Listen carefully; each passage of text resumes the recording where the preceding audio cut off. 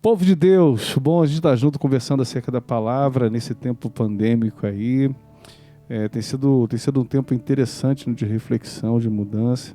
Aproveita, vai lá no nosso canal no YouTube, se inscreva, aciona o sininho.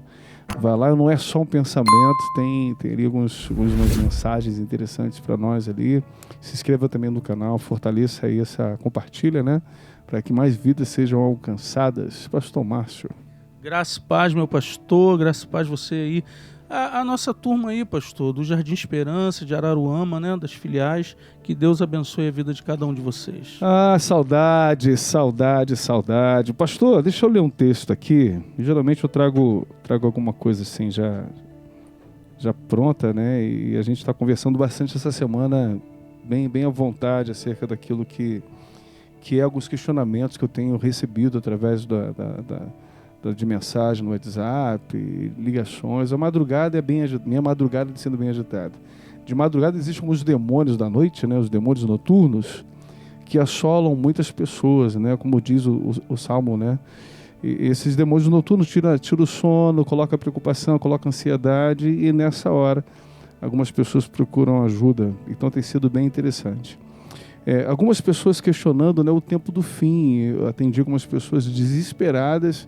Pastor, isso é o fim, aconteceu o fim, é agora, emprego, família, gente da família morrendo, e todo o sentimento, né, de que isso seria o prenúncio, né, que eu ouvi um pregador tal, apóstolo tal, um vidente falou que era o fim. Eu falei, para tudo. Eu creio na Bíblia Sagrada e que tudo que a gente está vivendo a Bíblia diz, né, e uma das coisas sobre o fim é sobre o dia e a hora, ninguém sabe senão o Pai. Quando Jesus ele diz isso, né, quando o dia e a hora ninguém sabe senão o Pai que está no céu, isso é claro que o que a gente está vivendo é sinal de que algumas coisas estão acontecendo, mas está longe de ser o fim ainda. Se você ainda não, eu não falei isso para a pessoa não, né, mas eu vou falar para você e me perdoe, vai piorar um pouco mais, a tendência, eu não vi nada melhorando, pastor.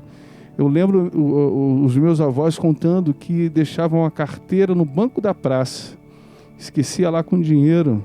No dia seguinte voltava, a carteira estava lá. Hoje em dia você não pode nem sair com carteira. Eu me lembro da Laguna de Araruama, né? A Laguna de Araruama, a gente vinha de Kombi, parecia saltimbanco. Vinha com Kombi, farofa, dormia dentro da Kombi, e aquela lagoa era linda. Hoje não existe mais. Eu me lembro que o homem, ele tinha um carinho pelo outro ser. Hoje, a gente não tem mais isso.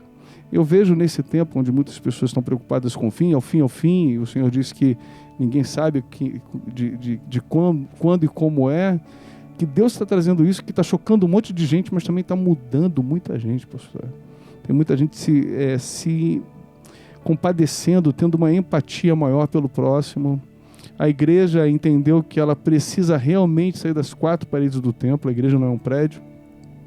E muitas pessoas se preocupavam-se com vamos pintar de preto, pintar de azul, vamos fazer, né? E hoje preto, branco não importa, né? A gente vai vendo Deus alinhando, pastor, algumas coisas nesse tempo.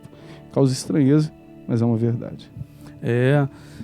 Essa questão do fim, rapaz, quando Deus tira o povo de Israel lá do Egito e leva eles para o deserto, muitos ali acharam que seria o fim deles, pastor.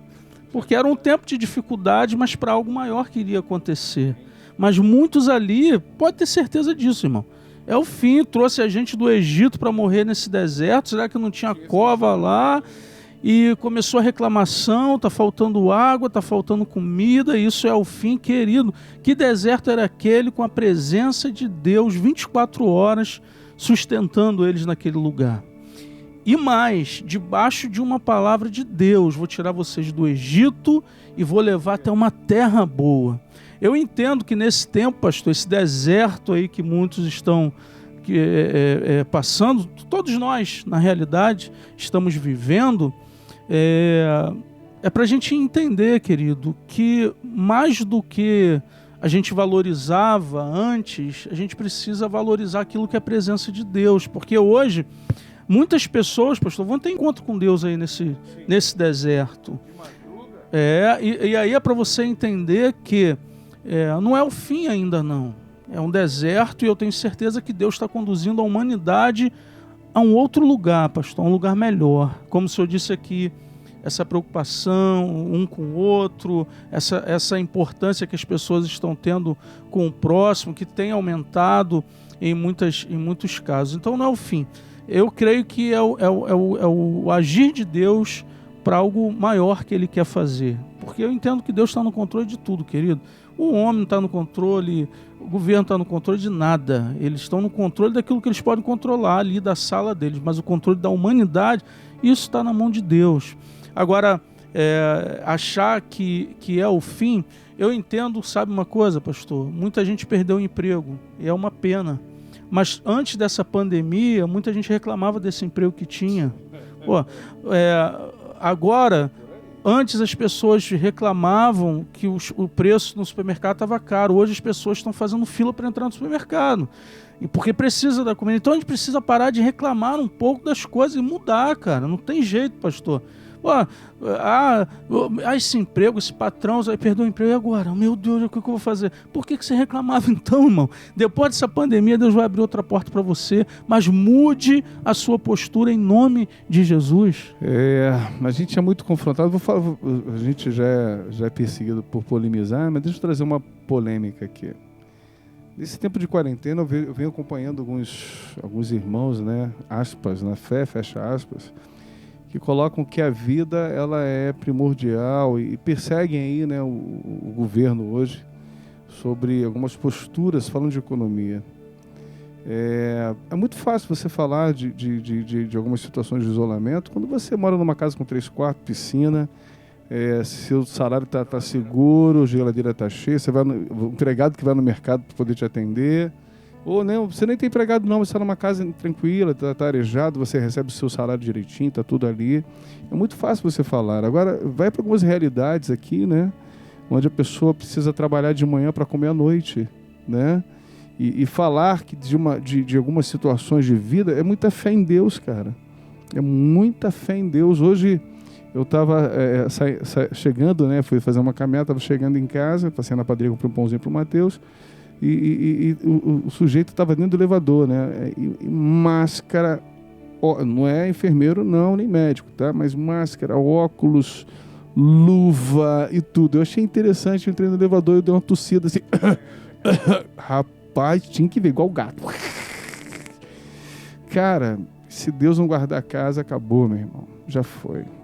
Olha o que diz o texto aqui, se tratando desse tempo, né, de fim do mundo, que agora acabou, onde o próprio Jesus fala que ninguém sabe nesse tempo senão Deus.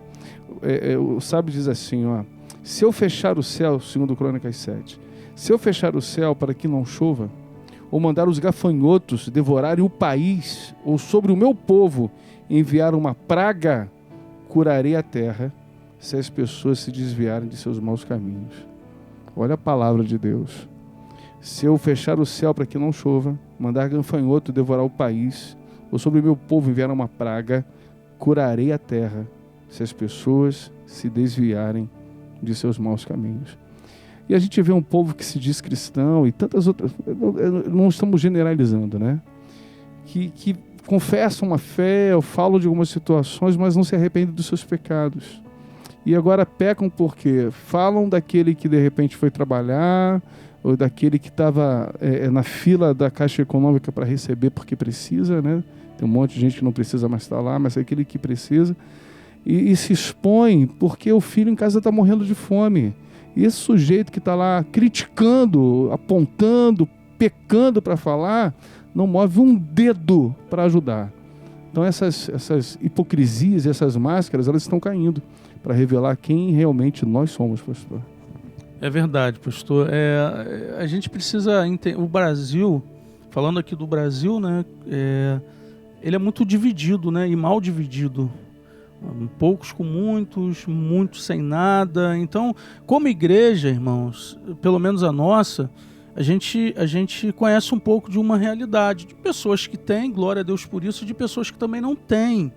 Então é muito difícil, pastor, você entrar num cômodo de 4x3, sei lá, 4x4, com 8 pessoas, 7 pessoas dentro de casa, um calor.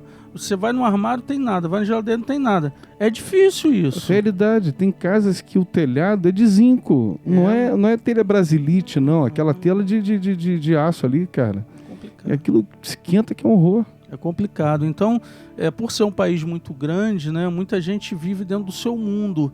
E aí é fácil para uma pessoa que mora na Barra da Tijuca, ela faz tudo ali, ela entra no carro dela com ar-condicionado, ela vai para o escritório dela, que também é na Barra da Tijuca, e volta. Então é um outro mundo, né, do que aquele que está na periferia, está na Baixada.